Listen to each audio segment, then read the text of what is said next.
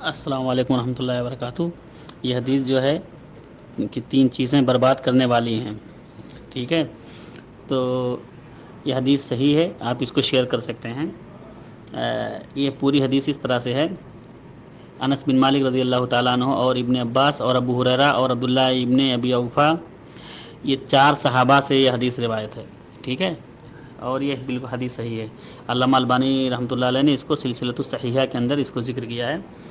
یہ پوری حدیث کا میں ترجمہ آپ کو بتا دیتا ہوں کہ اللہ کے رسول صلی اللہ علیہ وسلم نے فرمایا کہ ثلاث مہلکات، 3 ہلاک کرنے والی چیزیں ہیں، وہ ثلاث منجیات، اور 3 نجات دینے والی چیزیں ہیں۔ فقالا، تو اللہ کے رسول صلی اللہ علیہ وسلم نے فرمایا ثلاث مہلکات، 3 ہلاک کرنے والی چیزیں کیا ہیں؟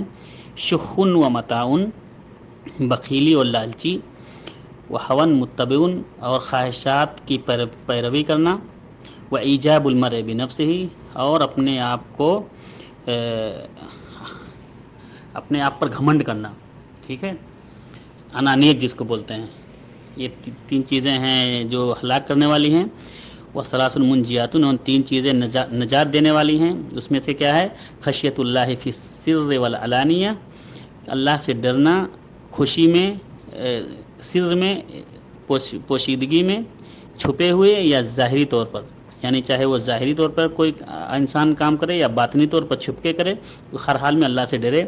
والقصد فی الفقر والغنی، اور اسی طرح سے فقیری میں اور غریبی میں میانہ روی اختیار کرے، وہ اس پہ جو ہے اعتدال برتے۔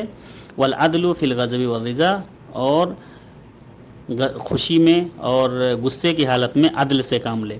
تو یہ 3 چیزیں نجات دینے والی ہیں۔ یہ حدیث صحیح ہے۔